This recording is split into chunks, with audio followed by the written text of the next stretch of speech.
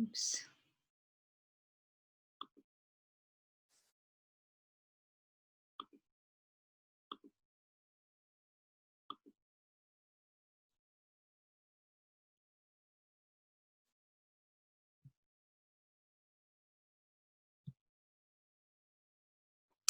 Okay, welcome back, everyone. So nice to see you. Sorry I had to miss yesterday. I'm feeling better. Thank you for all your kind messages. Uh, so today, what I'd like us to do is we're going to do that seeing meditation again, CEEN, contact, encourage, expand, and notice, the same one that we have been doing. However, today I want us to do it with this feeling of compassion. So compassion is a little bit different from loving kindness, as we talked about, with the focus on removing the suffering, wishing that the person who is going through a difficult time have that suffering stopped, have that problem resolved. And so the basis of it, underneath it, is always this caring, this sense of a warm heart toward the person. Because if you were indifferent, if you didn't care about the person, then we probably wouldn't care if they suffered or not. So we have to have this basis first of caring. With the difficulty that they're going through, what it feels like for them to be in a bad place, to have bad things happening. And then there is also this wish, and this is also a part of compassion, is this wish that the suffering be removed, that they not suffer anymore. So the two bookends of it, so we have the caring part and we have the wish that the suffering be removed. And then in the center, we have the empathy. Those two outside parts actually protect us from the what we call vicarious traumatization. So from when we are overwhelmed or we are hurting too much because we are so in touch with their suffering. So it's a necessary part of compassion, but we don't want it to be the main part. The main part is the caring, and the other part of the wishing to remove it, which includes this understanding that the suffering is always impermanent. It's always changing. And so it's not going to last forever. And that this Buddha nature concept, they have the potential to grow from it, to move beyond it. Okay, so compassion is a very, very complex, oh, thank you. A very complex emotion. So it'll be interesting when we're doing this meditation to see what your experience is of it when you bring all these aspects into it. Where do you feel it? What is it like for you? And then we'll encourage it, we'll expand it, and then we'll notice sort of what happens when we start broadening, start expanding this, very deep feeling of compassion. So go ahead and set up your posture as usual, getting into whatever kind of meditation position is comfortable for you.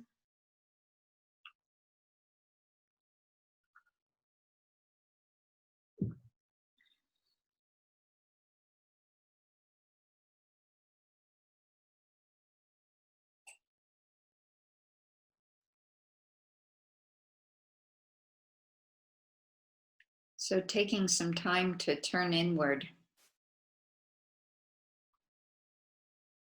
and to relax at the same time.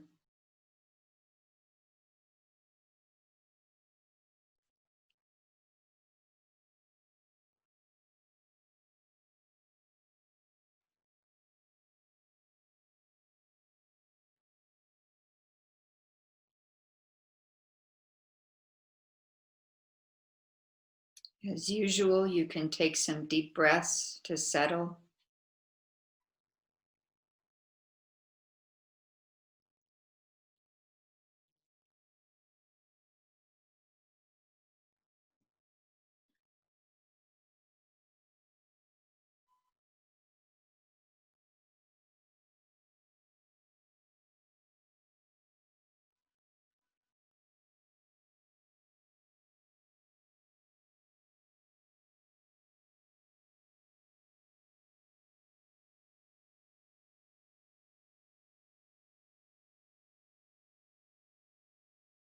And then bring to mind a positive motivation.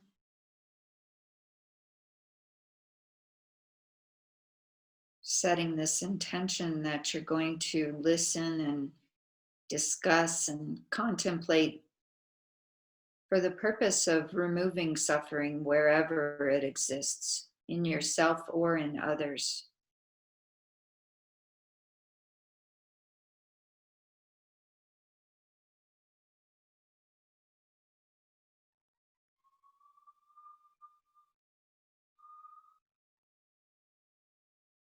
And not just a temporary suffering, but also lasting, removing completely suffering from all beings. Slowly, slowly, by practicing this path, we develop this intention for all of our actions.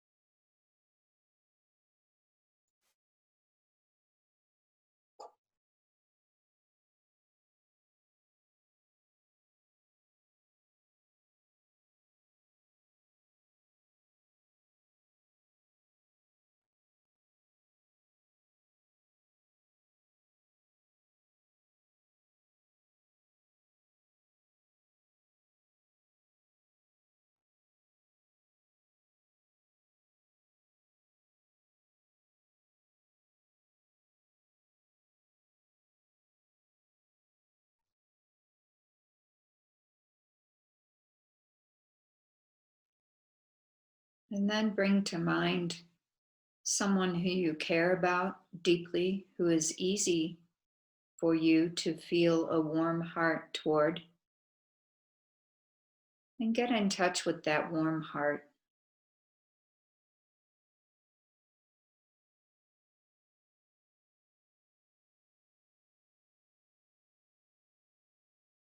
And of course, it can be a pet. Sometimes that's easier.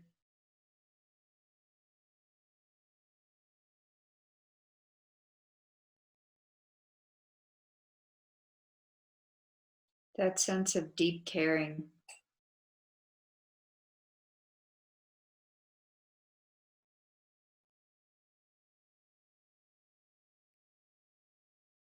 And then bring to mind some difficulty. Maybe right now they're experiencing, or they've experienced in the past, or they'll experience in the future with aging or sickness or death.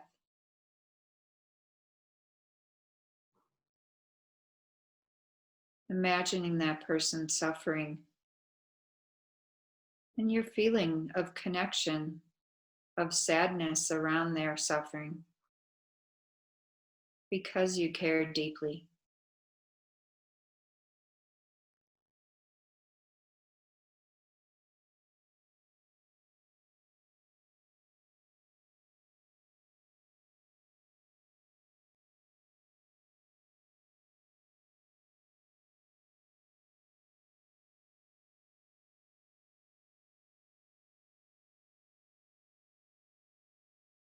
And then bring in this strong wish that you don't want them to feel that way anymore.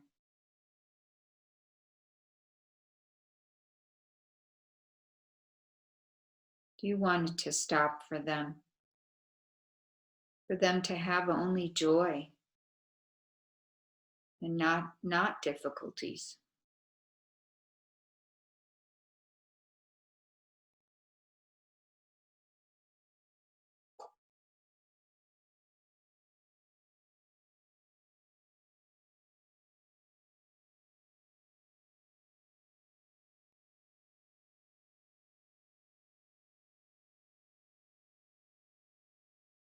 That sense that you would do anything to try to free them from their problems, from their pain.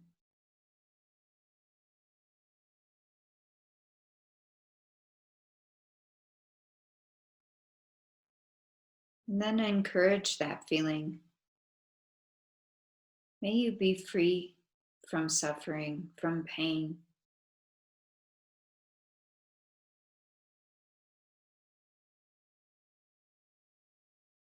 May you not experience difficulties and problems in your life.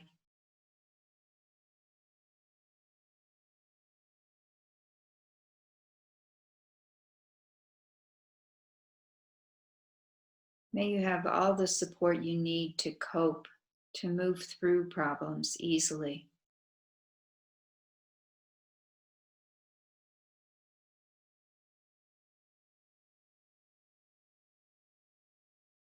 May I be there for you.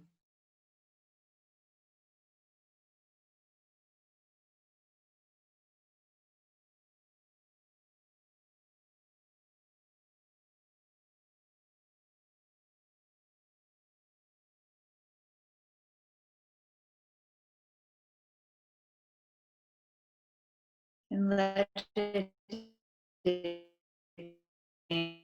deepen.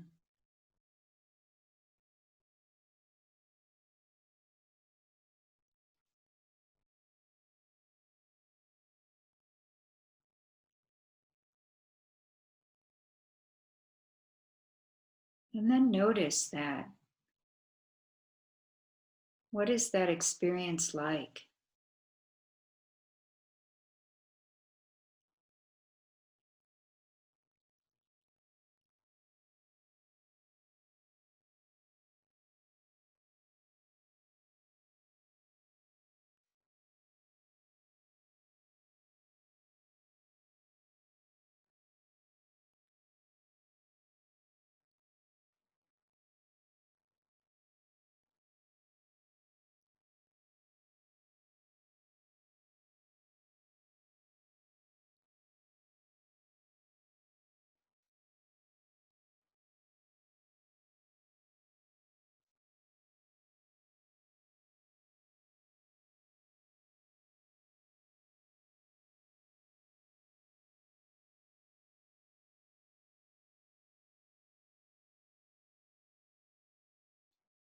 And now bring to mind someone who you don't know, a stranger. It can be someone that you may know their face or see them, but you don't really know them well. You haven't developed any sort of connection or feeling to them that is close. You can also imagine someone who you've never met, but you know their situation because it's been in the news, or you know of people that are suffering, but they aren't related to you in any way. Get a sense of a person like that.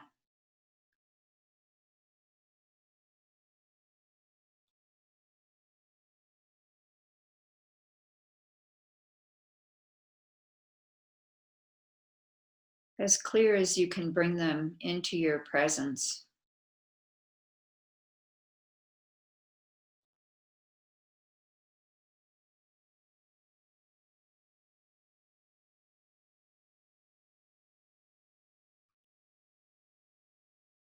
And start to contact that experience of compassion for this person,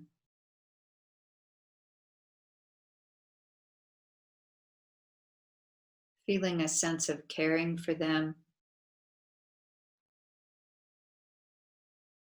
and a sense of their difficulty. Maybe they're sick in physical pain or they're afraid. You know those feelings.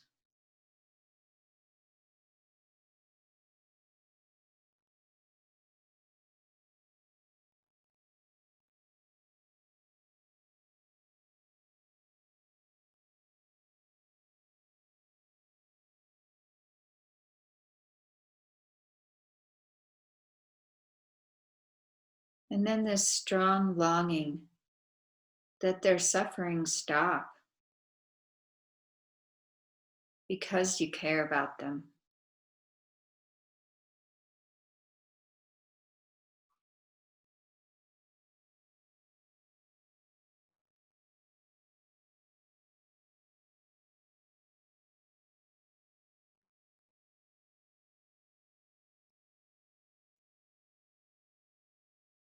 And encourage it with words. Because I care about you, I want your pain to end. I want your difficulty to stop.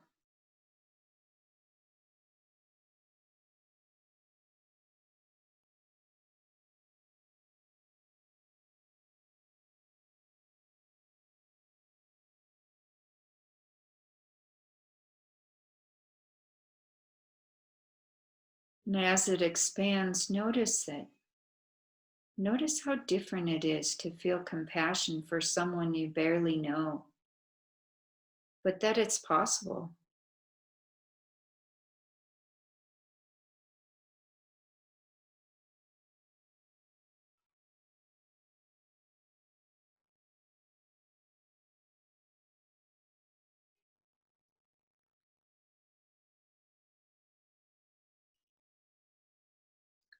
And then notice if there's resistance around it. If it stops at some point,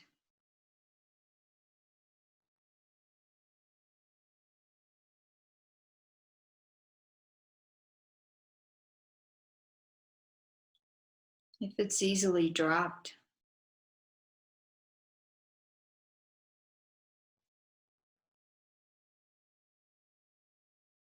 With compassion, you notice, not judging, not forcing, just noticing. Oh, that's where I am.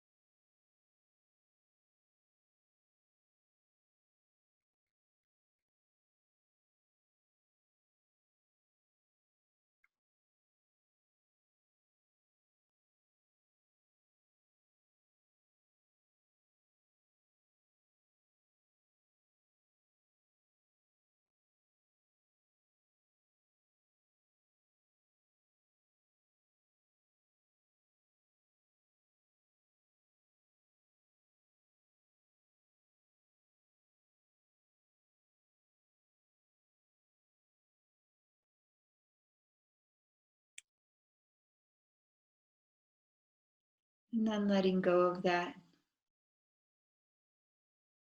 just resting in awareness for a moment.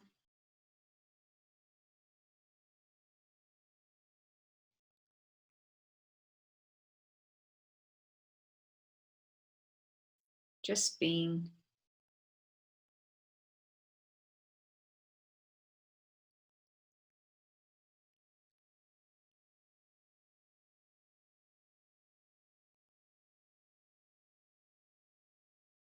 And then coming out of the meditation gently.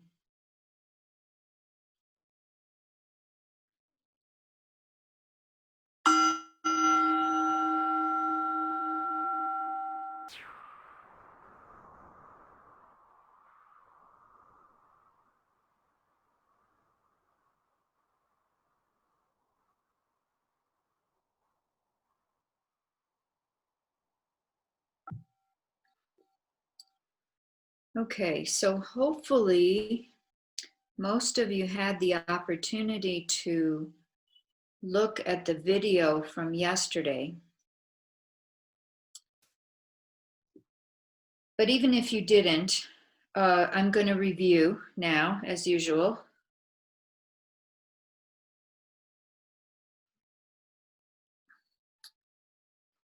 So, what we talked about yesterday was starting to look at this sense of an independent self.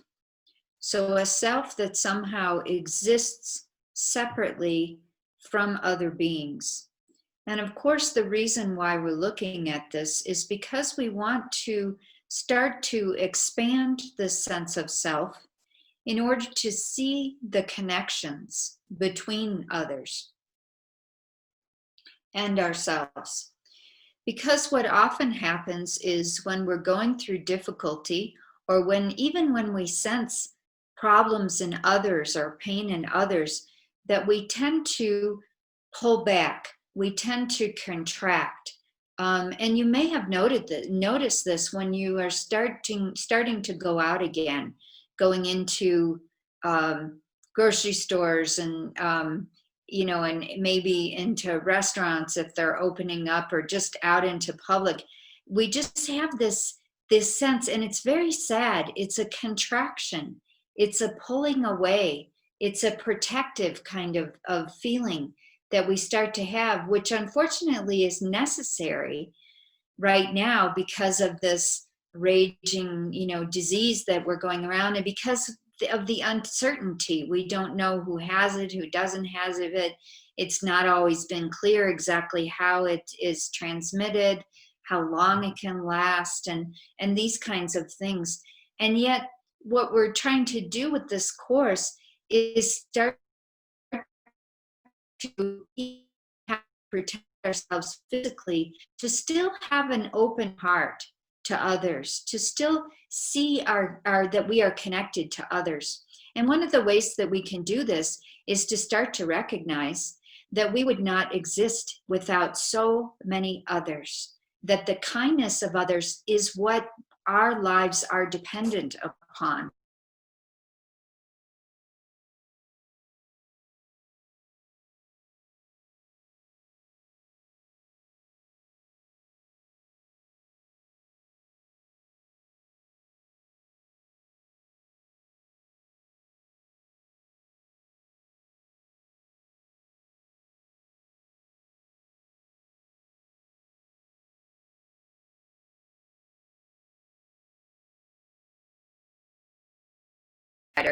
But when the electricity went out, we also lost our internet.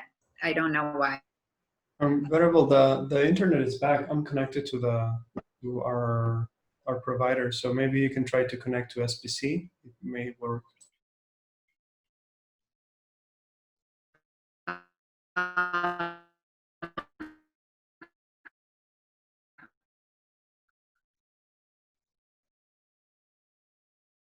yeah.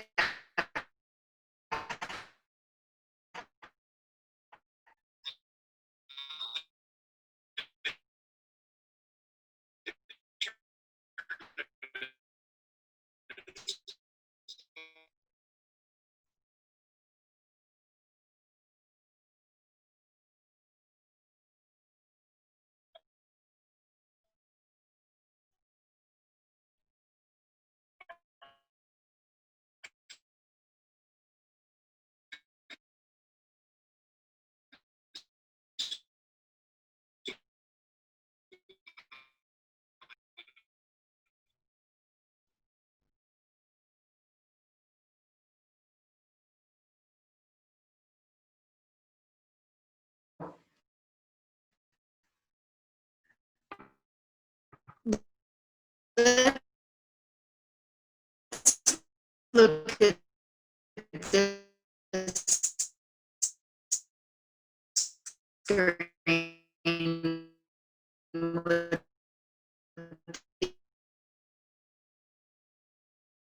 the,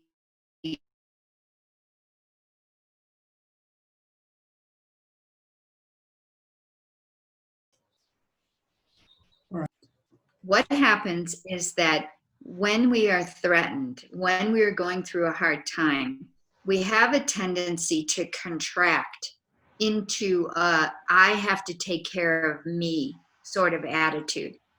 And unfortunately, in our modern society, we even are encouraged to act that way, to compete with others, to have a sense of how I am more important than everybody else, and that there's not this encouragement to be connected like in a community, or with a sense of more than just our family and friends. We're talking about starting to expand our sense of who we actually are, in order to see that others are as much a part of us as what we consider simply our body or even our close circle. So we're starting to expand this.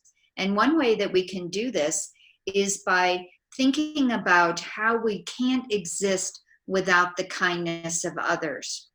So, of course, we have our mother and our father who gave us this body. But then, even beyond that, in order for our mother to have grown us in her womb, there had to have been people who were growing the food, people who were making the clothes that protected her, people who built the buildings or created whatever the supplies that were used in order to protect her. So we start to expand by looking more closely at how we actually exist. We start to expand this sense of connection to others, starting to see that, that I am not separate from others because I could not exist without the kindness of others. And even if they didn't intend it for me directly, they're just doing their job. When they're making the clothing, they're just supporting themselves and their family. But the fact is that I do benefit from that. Even if they didn't intend for me to benefit from it, I do benefit from it. And I would not have existed without it. If there weren't blankets to keep me warm when I was a child, or a baby, then I wouldn't exist. And I can't make those blankets, right? I wouldn't have existed past a fetus if my mother didn't, if she starved to death, right? So looking at how actually our own self is not separate from others, because it could not exist. We would not be here without others. And that's just talking about on a body level. When we start talking about the mind, and from a Buddhist perspective, in order for this human existence to happen, in order for us to enjoy all the things that we have now, that was based on virtue, which is about benefiting others, about not harming others. And so others had to be involved there. And then we can even talk on a conceptual level. My sense of a self is very much related to all the others. You couldn't have a self without an other conceptually. I couldn't even identify as a me without a you. So starting to see that this sense of somehow that I am separate doesn't really make any sense, that we are all interconnected, that we are dependent arisings in order to exist, that we don't exist. And we can talk about, oh, well, my mind stream is separate from others. But when you start looking for that mind stream, start looking for a mind that did not come from all the different experiences that I have had, all the different people who have taught me, all the interactions that I've had. Where is that somehow separate mind? It doesn't exist. And this is, again, under analysis, okay? Remember, we were talking before yesterday about this conventional self. Of course, there's a me that is here, and there's a you that is there.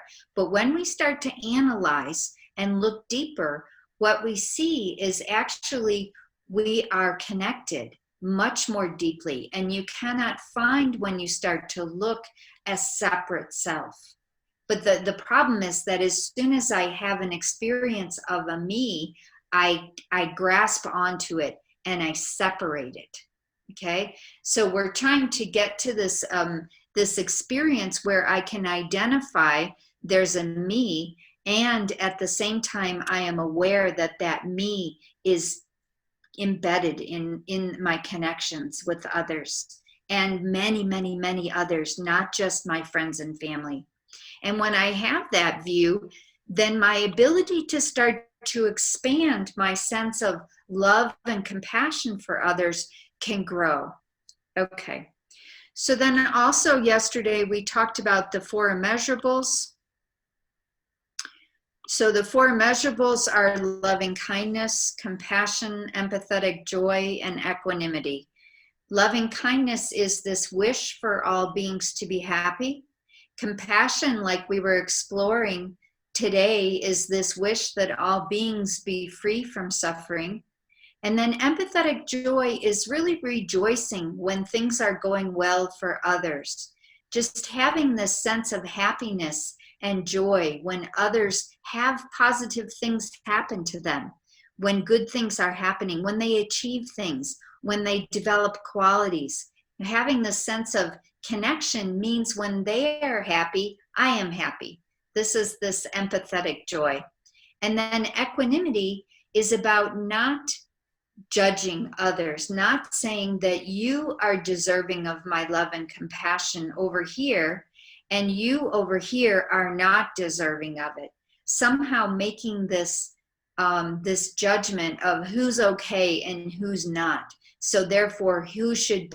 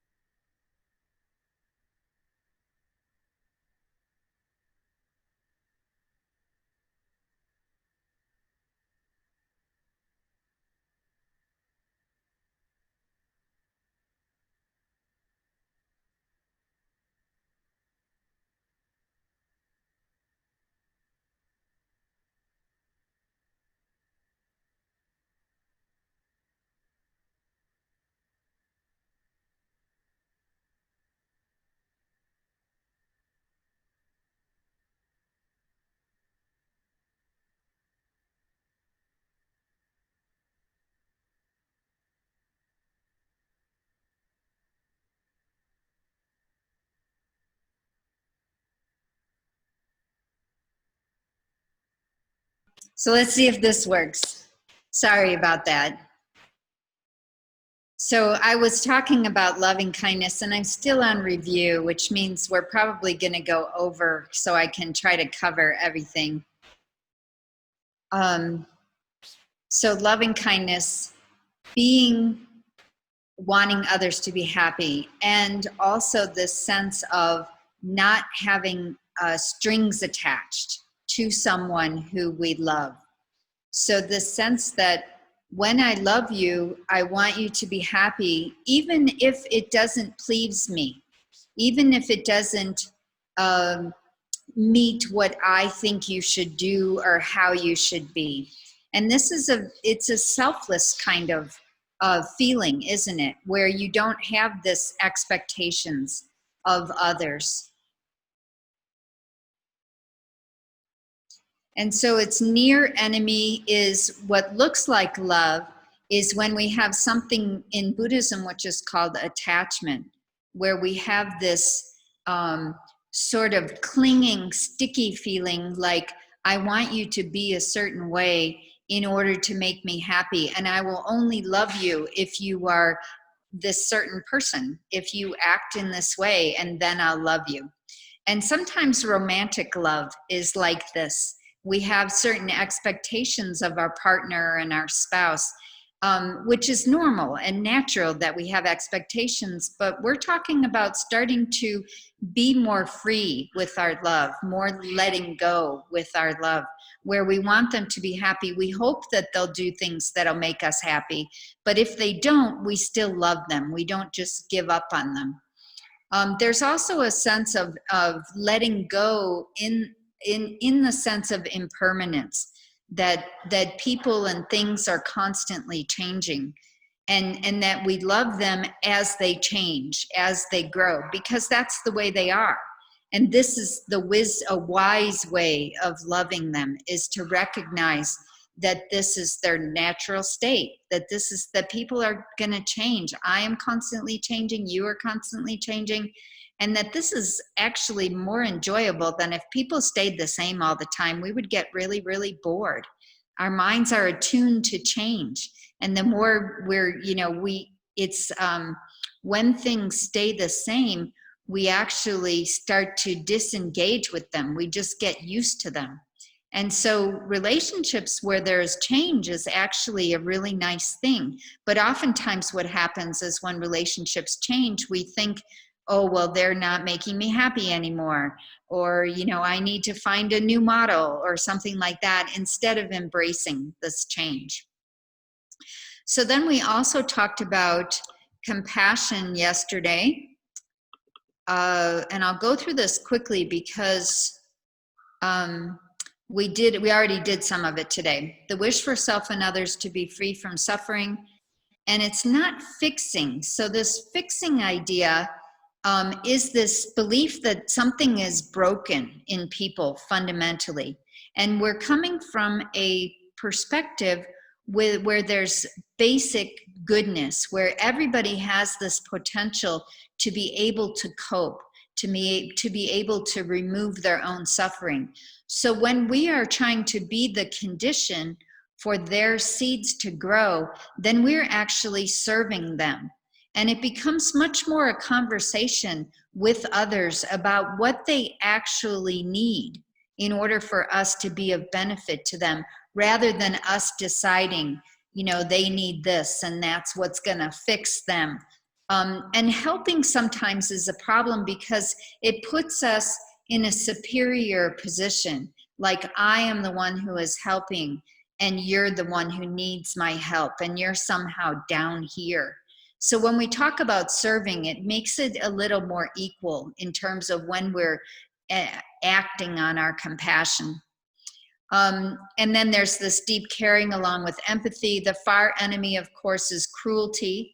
So hurting someone, wanting someone to hurt, would be the opposite of compassion. And then pity can look like compassion, but it's also this, it creates a wall in the sense that I am somehow up here and I feel sorry for you because you're suffering.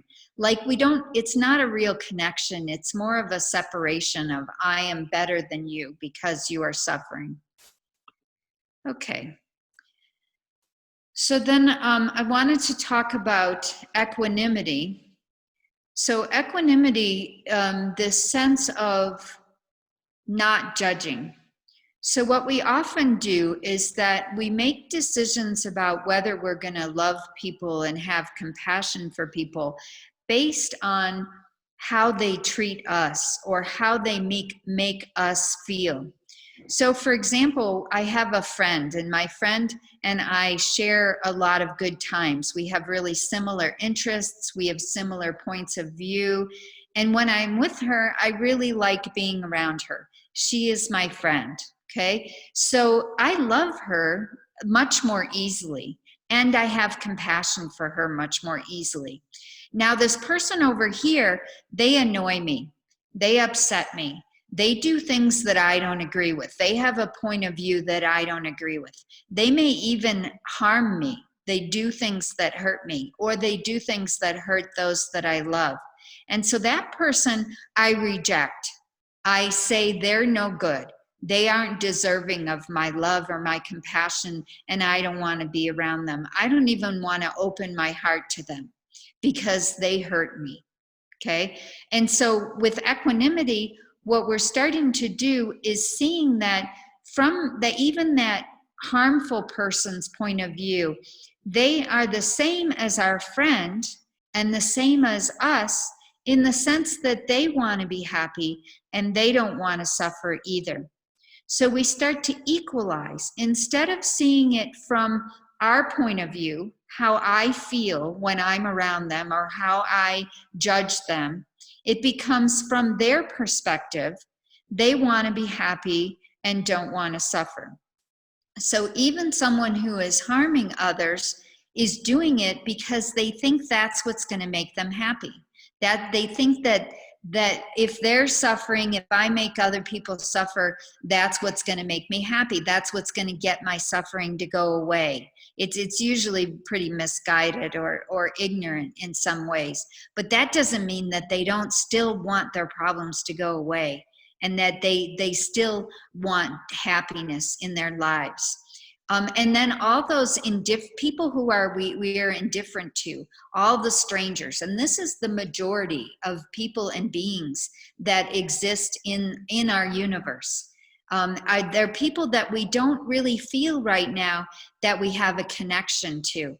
And so we're pretty indifferent to them. We don't feel love for them. We don't feel compassion for them because we don't know them. They don't have anything to do with us. They don't make us feel good. They don't make us feel bad. They're just out there. But again, with equanimity, we start to see that actually they too want happiness and don't want suffering. So they're equal from, if we take it from their point of view, switch it around, instead of it being me-centered, if it's other-centered, we see that they're exactly the same. So why should we not love them and love someone else? Or why should we close our hearts to them or ignore them or pretend like they don't exist? Now, of course, when we're talking on a practical level, I can't go out and give everything away. If I do that, I wouldn't have anything. That doesn't make any sense. And those people that I have a responsibility for, like my parents or my child or someone who I've made a commitment to, then of course, when I'm talking on a relative level, right, on a practical level, then I can only give to so many, of course. But that doesn't mean that my heart has limits. My heart can be open. And when we're talking about bodhicitta, we're talking about an aspiration, about a wish, about a mental attitude that takes others into consideration and starts to expand and open our hearts. And it actually brings us a ton of joy. Having our lives be about benefiting, serving others, ups our joy. Having a connection, feeling a connection to others when they're going through suffering, makes us feel not so alone. And it makes us want to benefit others, which then, of course, creates positive karma, which creates positive circumstances for ourselves. So it's this broadening that is just the basis of our love, of our joy. Okay, so let's look at that equanimity thing. So we're not labeling people as friend, enemy, or stranger. We have this recognition that all beings want to be happy and don't want suffering. And then we're taking another's point of view. Instead of seeing it only as from our point of view, how they treat us or how they're connected to us, we're seeing that they want happiness and don't want suffering. And then, what's the last one? Oh, okay, this part about recognizing our projections.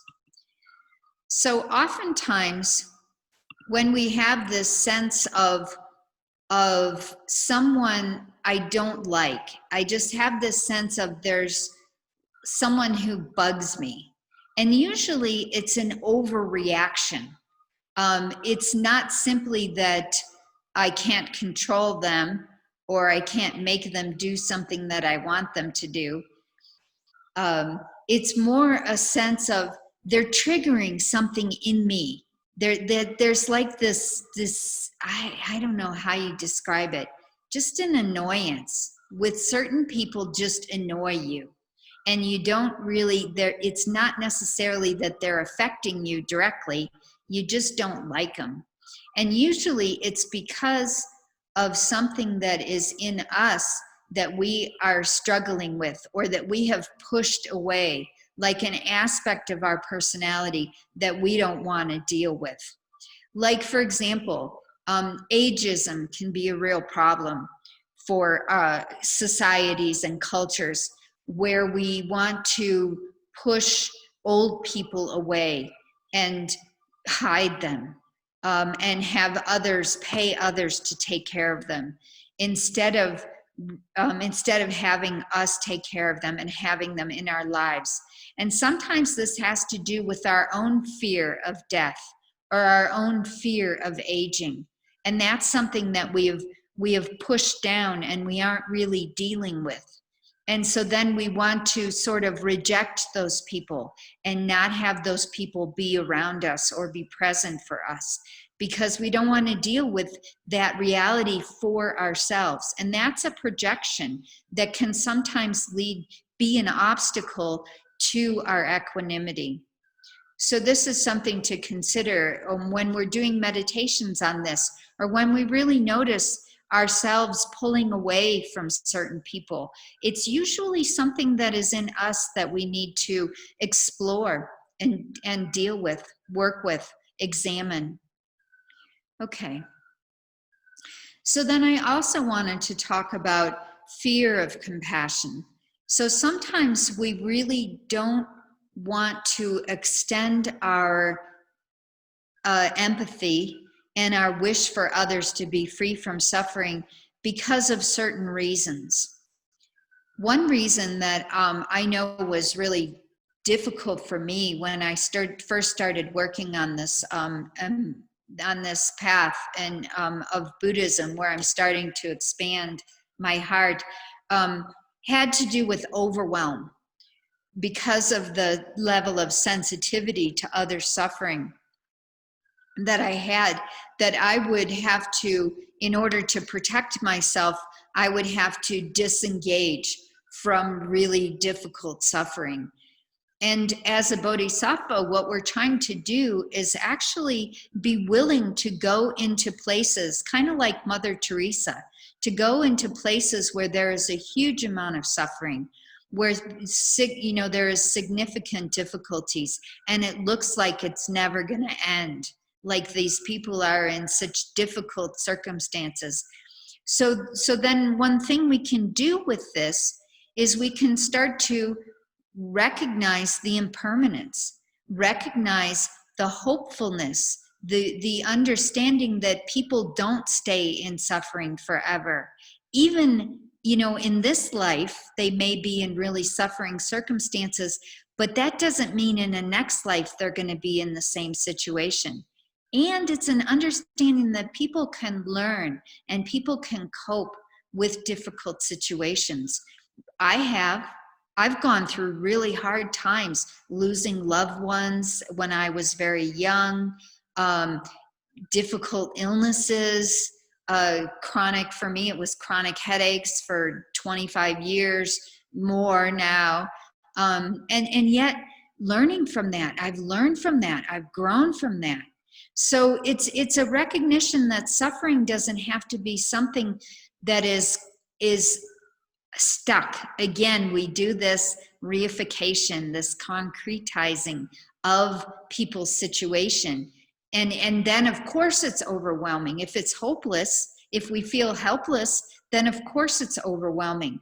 But there is always something that we can do. Sometimes it may be just being with the person or being present and connecting to others within their suffering is a powerful thing that we can do, that can watch that suffering move, that can watch it change, that can help people bear it in order to develop strength.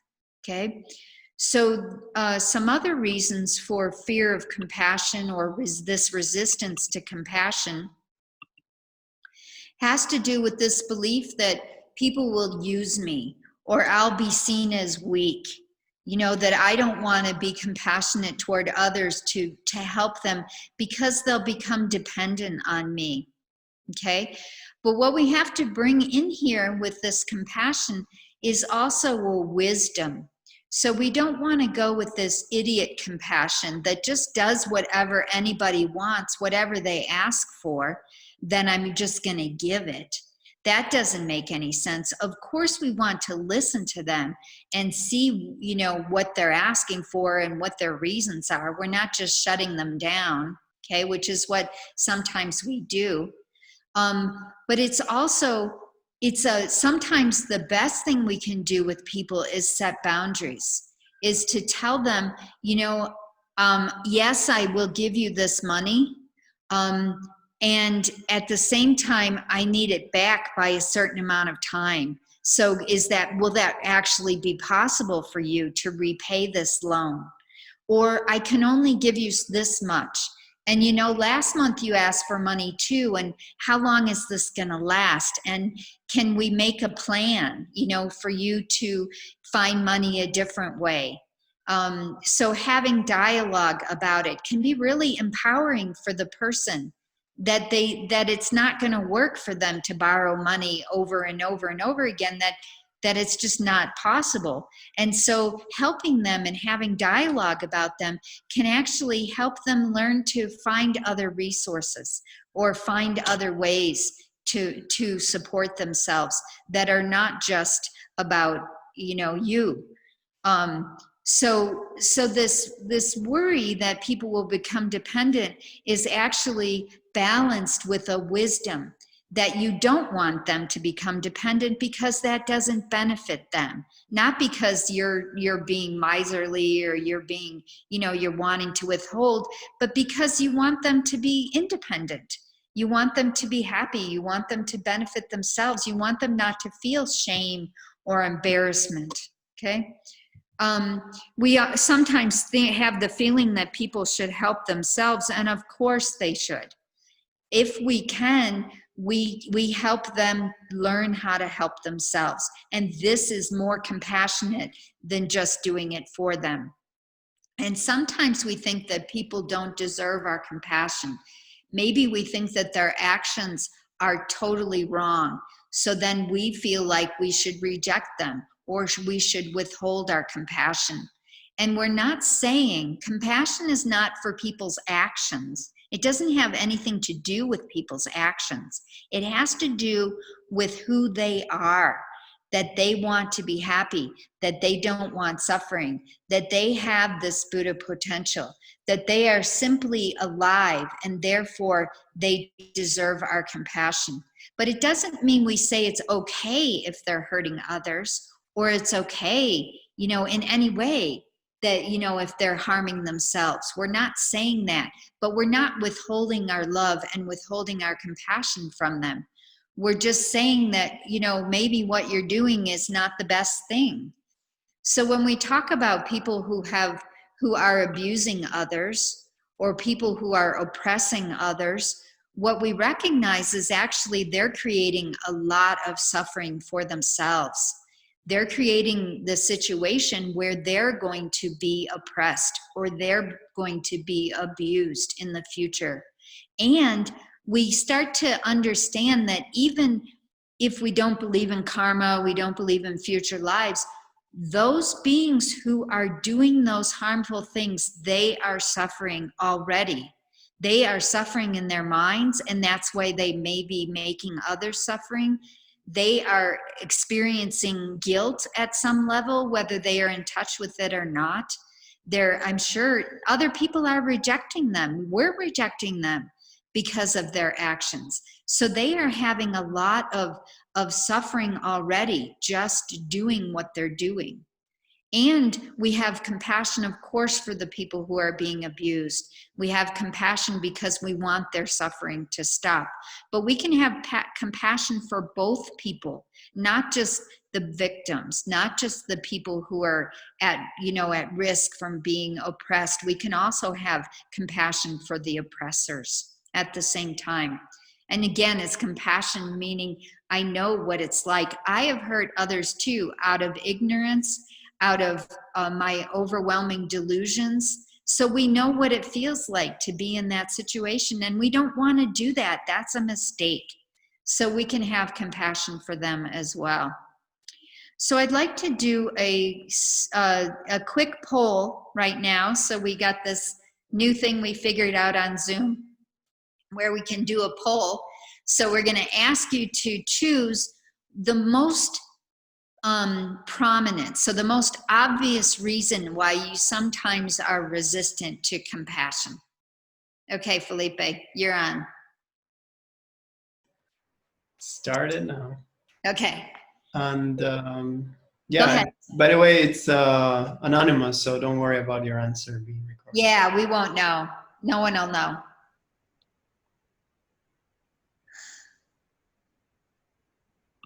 What is your biggest reason? And then submit your answer. And we'll see where people are at. And I'm sure you may have more than one sometimes, but just choose one.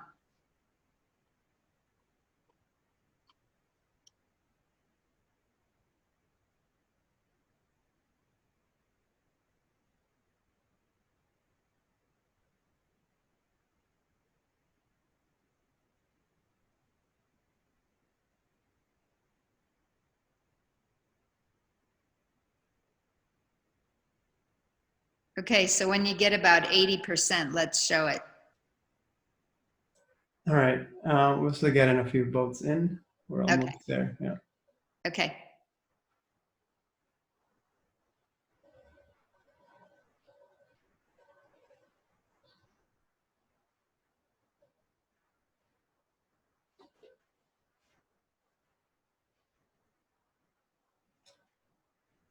Okay. I think we're done. I'll start sharing.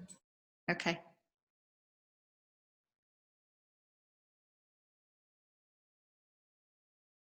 There it is. Interesting. So 37% people will use me, 30% people will become dependent, and then lower. It's interesting, this morning, the biggest reason was some people don't deserve compassion. So it's interesting in this crowd, it's higher, these two, people use me and people become dependent. Interesting. Okay. All right, so let's move on. I wanted to cover one more topic today, and then we'll go to the discussion groups. So a very traditional way of developing this bodhicitta attitude. So just a reminder, this bodhicitta aspiration is the wish to become enlightened in order to bring all beings to enlightenment, with the primary motivation being that all beings become enlightened, free from suffering, infinite joy, infinite love, infinite compassion, infinite wisdom. And the way in which I'm going to do that is by becoming fulfilling my greatest potential, by becoming enlightened myself. Then I become the most powerful being that can benefit many, many, many beings. And really lasting happiness, not just temporary. And so this technique is called the 7-point cause and effect. You may have heard about it in the, your introduction courses, or you may have studied it in another context. The 7-point cause and effect has to do with the first 6 contemplations that we do becoming the realization, or generating the realization of bodhicitta. Now, a realization is something that is in our mind. It's an understanding, a conceptual understanding, and in this case, it's a conceptual intention. It's a motivation. And when we have bodhicitta, we have a spontaneous understanding and wish at all times. So, for example, at all times, you know that water is wet. Okay, so this is a realization that all of us have. Okay, when you're a little kid, you may not have remembered it, but now if I say, is water wet? Of course, right? You know water's wet. As soon as you see water, you know it's wet. Okay, so that's a spontaneous, uncontrived realization of the nature of water. Water is wet, or fire is hot. Right? Little kids don't necessarily have that realization. They know now, each one of us know if we see fire, it's going to be hot. Okay. So we're trying to generate this bodhicitta. Whenever I do everything, I am doing it in order to benefit others, in order to become enlightened so I can benefit others. And there are beings who actually have this constantly wish, sleeping, eating, going to the bathroom, every moment of their whole lives, dreaming, is all about becoming enlightened in order to benefit others. And this is what a bodhisattva is. A bodhisattva has this spontaneous, uncontrived wish, aspiration. And so that's something that we would like to develop. So we do this meditation in order to learn how to generate it, even if it's only for a really short amount of time. We want to get to that point. And we're including all beings, not just, not everybody except my ex, like we don't want to go there, okay? We're working toward all beings, right? Okay, so let's take a look at this meditation that we do in order to generate this at first. And then as we deepen it, as we deepen our understanding, of bodhicitta, we start to have it more and more often. As we meditate on it more, it comes into our mind stream more often until we're filled with it. So the first step is seeing all beings as having been one's mother. So in this way, we're bringing up the caring attitude for all beings, even those indifferent, those beings that we don't know. We're developing a connection to them by recognizing that because we have had infinite past lives, because we have been human beings or animals countless times, we have had a mother in all of those lifetimes. And so each person that I encounter, each person that I imagine, has actually been my mother.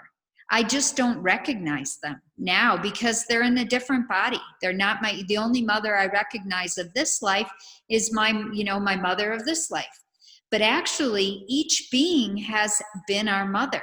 They've also been our father. They've also been our brother or our sister or our best friend or our partner or our child. So we've had connections with all of these beings. We just don't remember it. The second thing is remembering how kind mothers have been. That in order for us to grow, they had to feed us, they had to give birth to us, they had to protect us, they had to lose sleep over us. Sometimes they even sacrificed their own virtues. They would lie for us, they would steal for us. So many things that mothers do in order for us to grow, in order to protect us. I see the monkeys so much around here, and if you've been to Tushita, you know what I'm talking about. The monkeys that walk around with the babies on their stomachs or the babies on their backs, they're constantly aware of how, where their babies are, taking care of them, holding them, and just imagining that close connection that we had.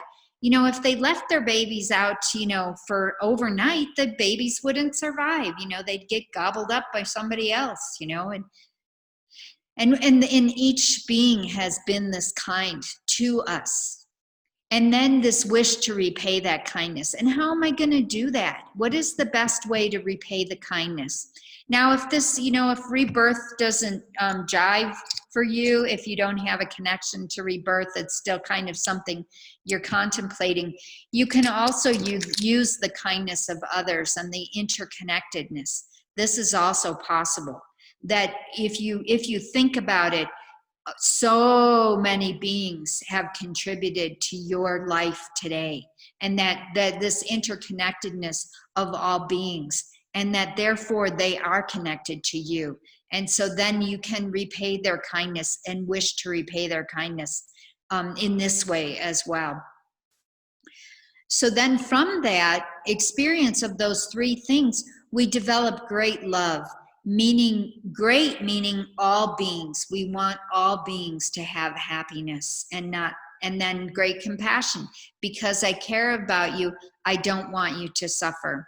And now this great compassion isn't simply about just I'm gonna stand over here and I'm gonna have this open heart and I'm not gonna want you to suffer, but I'm not gonna actually do anything about it. I'm not going to take the responsibility. So the special intention is this second step where we are willing to do what is necessary in order to remove your suffering. Now again, we're sentient beings, we're ordinary beings. We can't save everybody in this life, but we can have the intention that I am going to develop my qualities.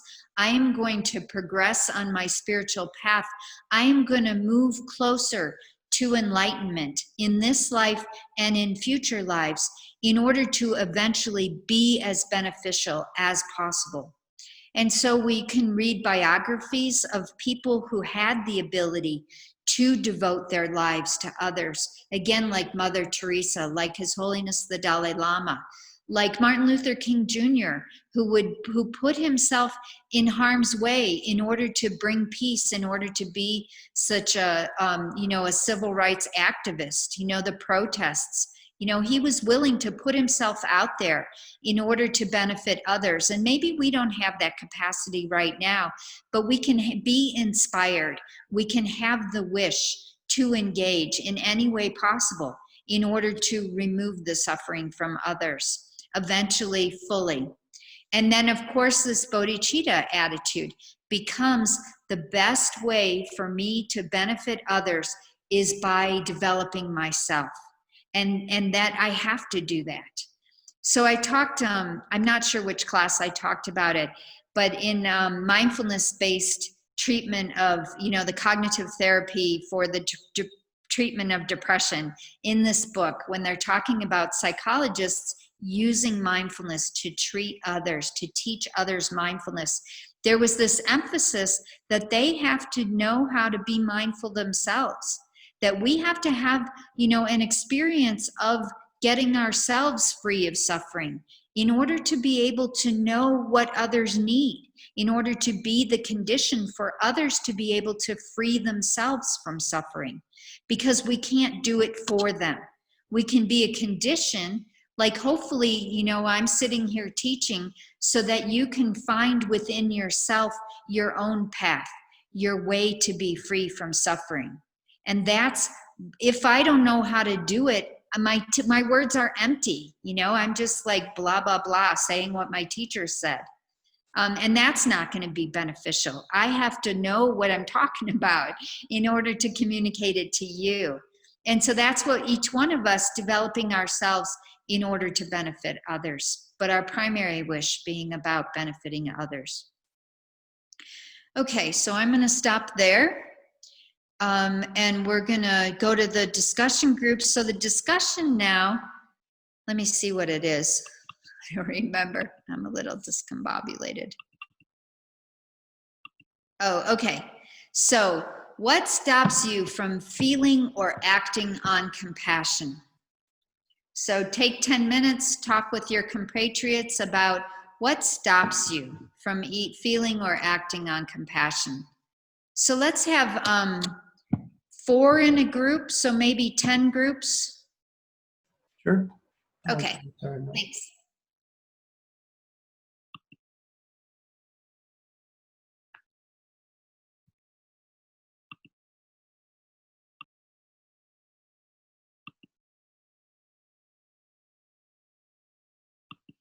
Okay, so I think we're all back now.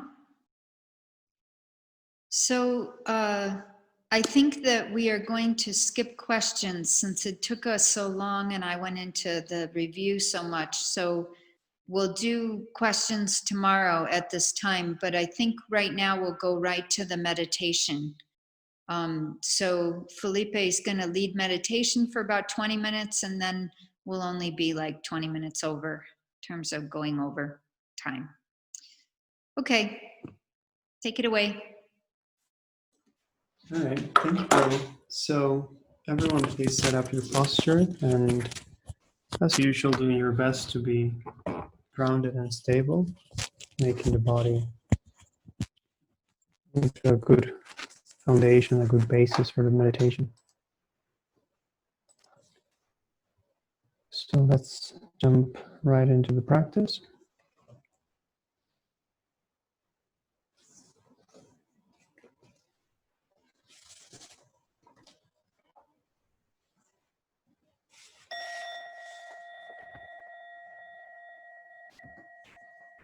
And starting by settling down in the body, allowing the awareness to descend into the space of the body first,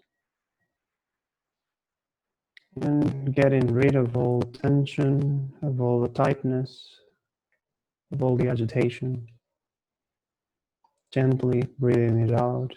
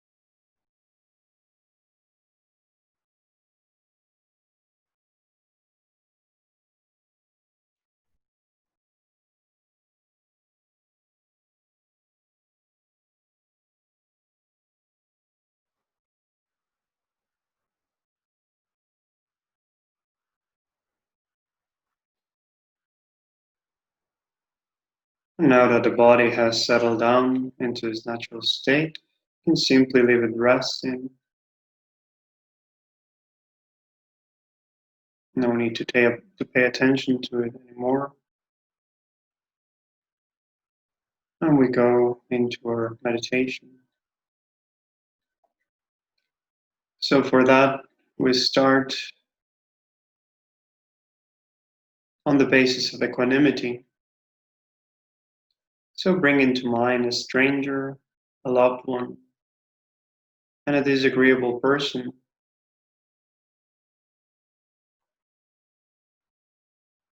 Go in one by one, put yourself in their shoes,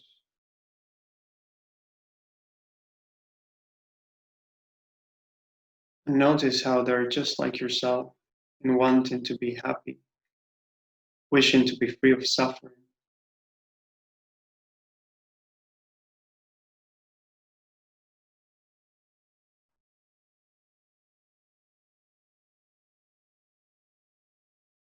Accepting that common ground that joins us to everyone.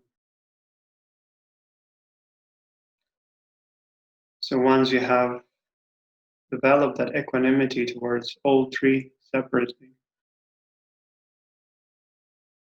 then you can imagine them all together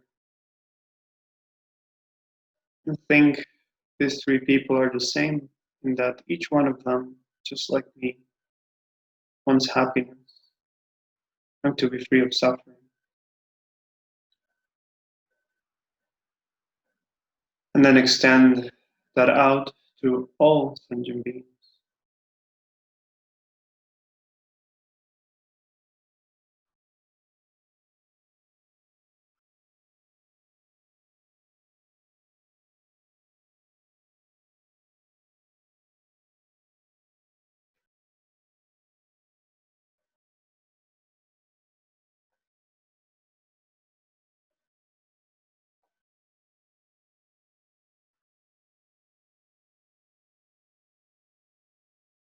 And then the first step of this process is to understand that all sentient beings have been our mother. So allow your mind to move around, allowing people to come to mind. And whoever comes up, whether an individual or a group of people,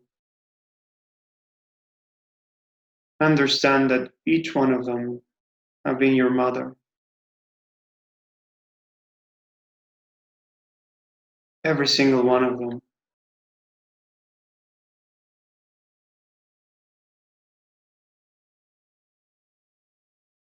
Not just once, but countless times.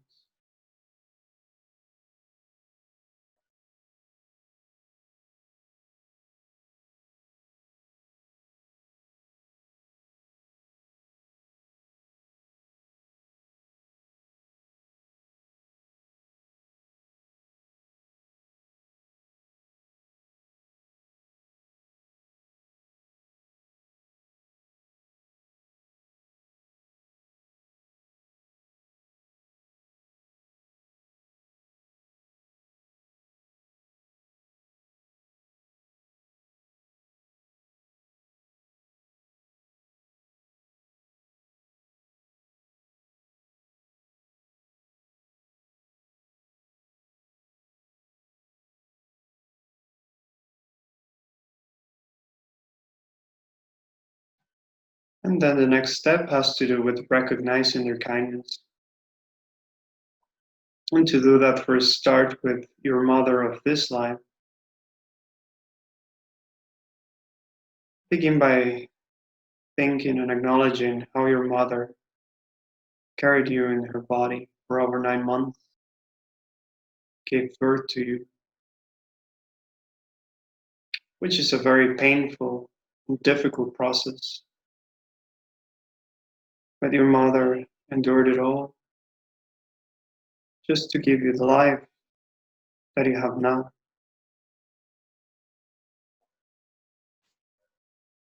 And regardless of your relationship with your mother, we can definitely accept that the life we have right now is due to her kindness.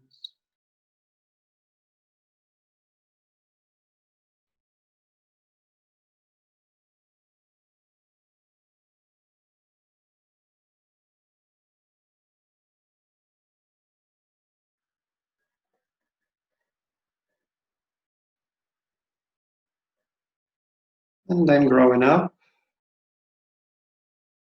we're dependent on the kindness of a mother or other caregivers,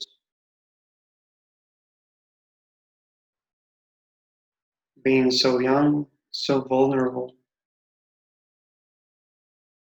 We depend on the kindness of those who took care of us, protected us from the cold,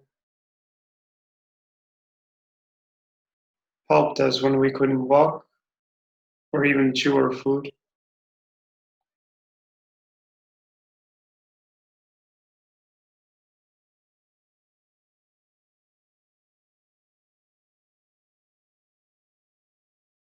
Parents or caregivers getting up in the middle of the night to feed us,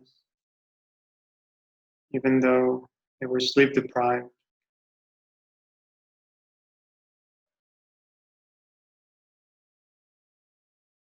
took care of our body, nourished it,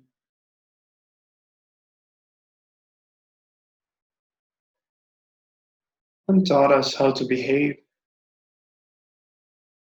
how to speak, how to communicate.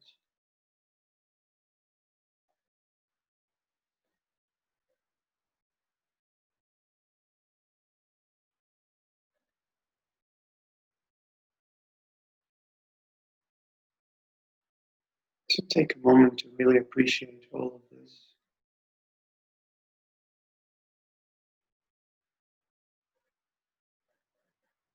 Feel that warmth, that love that you've received.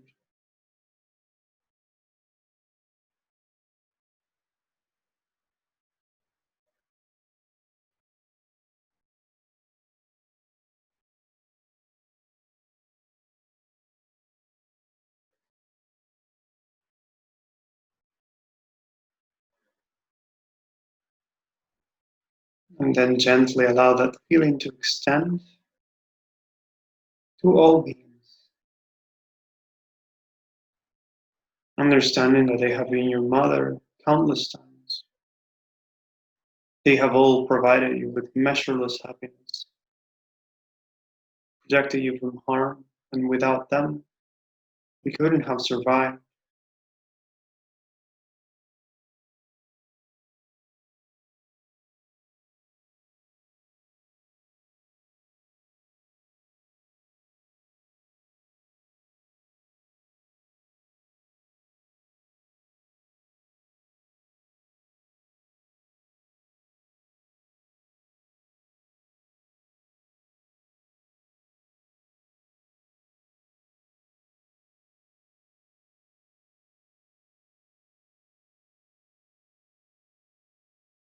And then the next step, wishing to repay their kindness,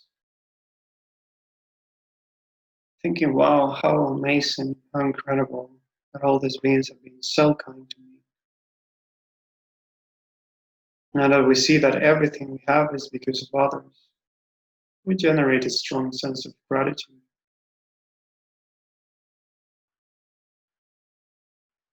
And acknowledging that kindness, we automatically want to return that love back, to pay that kindness again.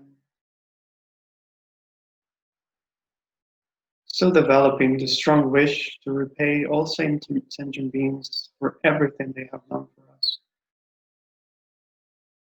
Just let the mind rest in that feeling of wishing to repay their kindness.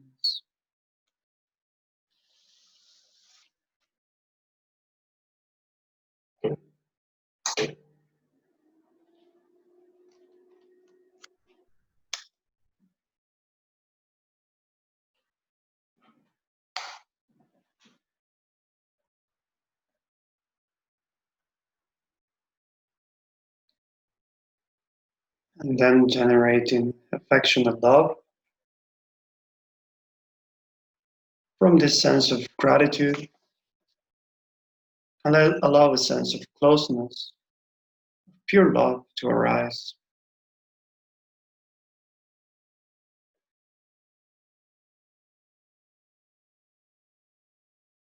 Seeing all sentient beings as endearing, feeling them close and dear to you, and opening up your heart to them. cultivating the wish, may all sentient beings have happiness and all of its causes.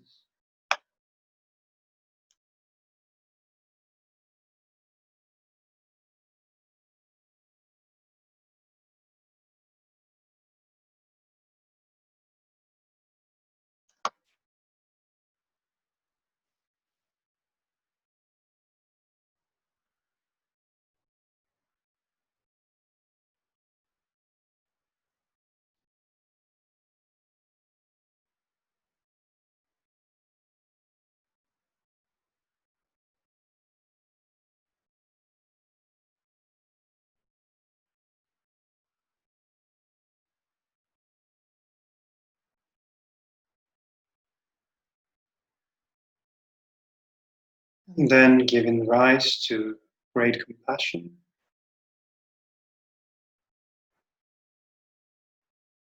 generate the caring attitude that wants all sentient beings to be free from suffering,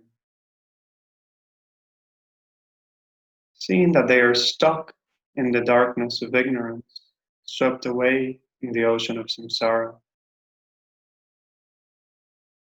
Arouse the wish for each and every sentient being to be free from suffering.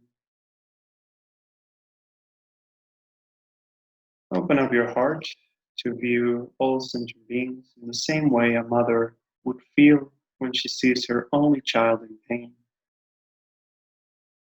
immediately wishing to remove that suffering, to get rid of that pain.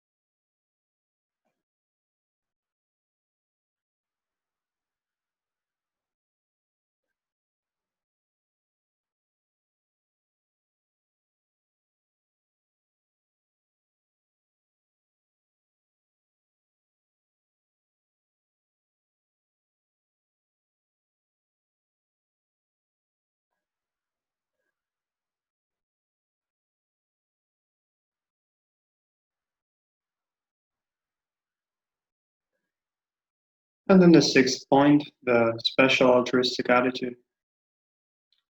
Thinking, I don't just want all beings to have pleasure, I want them to have genuine, lasting happiness.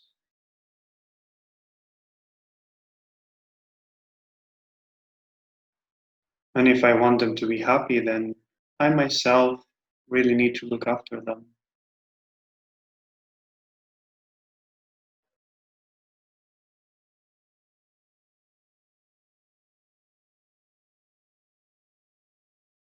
Imagine that you are in a position of saving a person from falling off a cliff.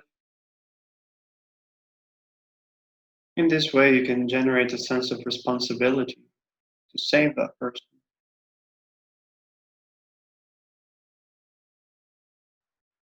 So then try to expand that feeling for all sentient beings, thinking, no matter what it takes, I myself will liberate all sentient beings from samsara, by myself alone.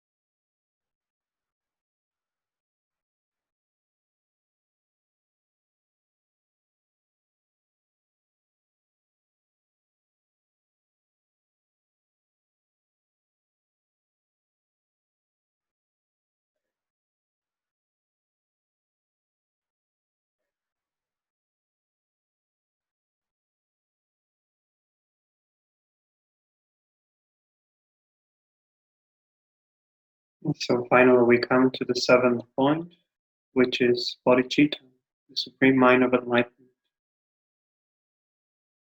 So having developed the superior intention, wanting to free all sentient beings by ourselves, ask yourself, at the moment, am I really capable to achieve this goal? To eliminate all the suffering of all sentient beings, bring all of them to happiness. At this moment, am I able to bring even one single sentient being to that state?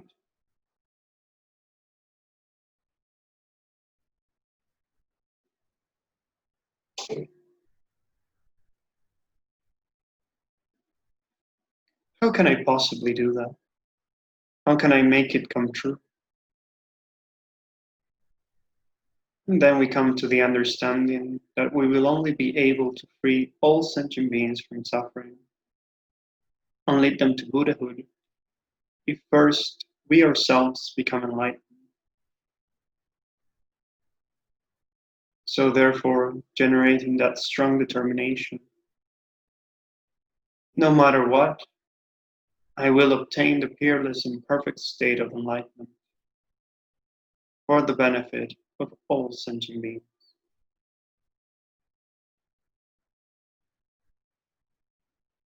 Taking a moment to abide with that wish, with that pledge, let it deepen and sink into your heart.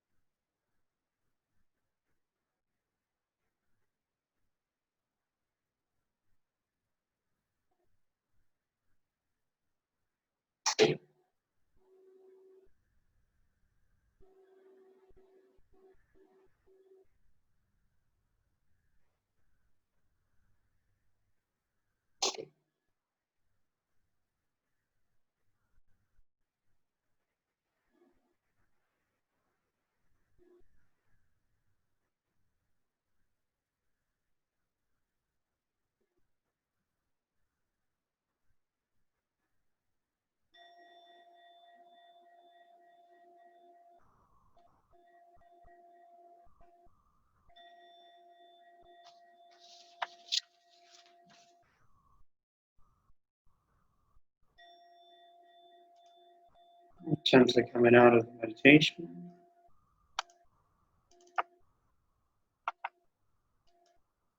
going into the dedication aspect, acknowledging any virtuous action that we've done, any positive potential we've created, offering it to all sentient beings. May all beings everywhere, plagued by sufferings of body and mind, obtain an ocean of happiness and joy by virtue of my merits. May no living creature suffer, commit evil, or ever fall ill. May no one be afraid or belittled, with a mind weighed down by depression. May the blind see forms and the deaf hear sounds. May those whose bodies are worn with toil be restored and find in repose. May the naked find clothing, the hungry find food. May the thirsty find water and delicious drinks. May the poor find wealth, and those weak with sorrow find joy. May the forlorn find hope, constant happiness, and prosperity. May there be timely rains and bountiful harvests. May all medicines be effective, and wholesome prayers bear fruit. May all who are sick and ill quickly be free from their ailments. Whatever diseases there are in the world, may they never occur again. May the frightened cease to be afraid, and those bound be freed. May the powerless find power, and may people think of benefiting each other. For as long as space remains, for as long as sentient beings remain. Until then, may I too remain, to dispel the mysteries.